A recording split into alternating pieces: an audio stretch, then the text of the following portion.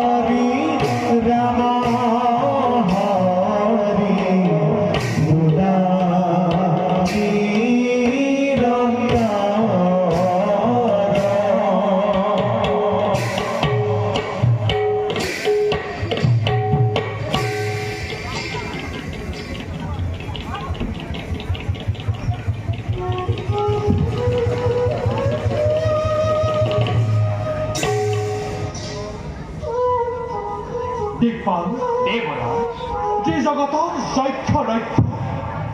নাগ নৰ সকলোৰে চিৰাকাংক্ষিত অমৰাৱতীৰ অধীশ্বৰ মই দেৱপুৰন্দৰ ৩৩ কোটি দেৱতাই যাৰ আদেশ পালিবৰ বাবে সদা সষ্টম অতিথি নন্দন মই ইন্দ্ৰ তেওঁলোকৰ সকলোবোৰ সত্য সম্পদৰ গৰাকী মই দেৱশ্ৰেষ্ঠ দেৱেন্দ্ৰ আজি মোতকৈ সুখী সমৃদ্ধিশালী আছে জানো অন্য কোনোজন ব্ৰহ্মদেৱৰ সৃষ্টি সেয়েহে আমাৰ এই অমৰাৱতী হস্তগত কৰিবৰ বাবে দিতি আৰু দদুৰ নন্দনে দৈত্য দানৱগণে বাৰে বাৰে বিকৃত কৰে দেৱতাৰ শান্তি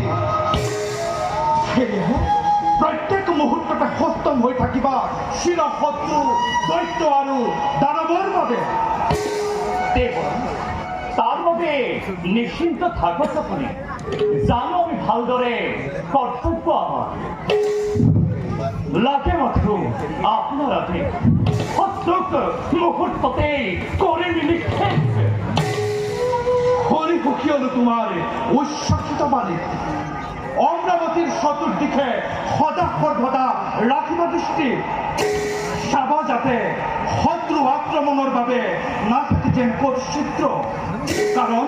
শত্ৰু অধিকে চতুৰ বলা দিকপাল নৰ্তকী গণৰ কাষে উপভোগ কৰি সিহঁতৰ অনুপম নৃত্য গীতে ৰাজ কাৰ্যৰ অৱসাদ দূৰ কৰোঁ আমি বলতে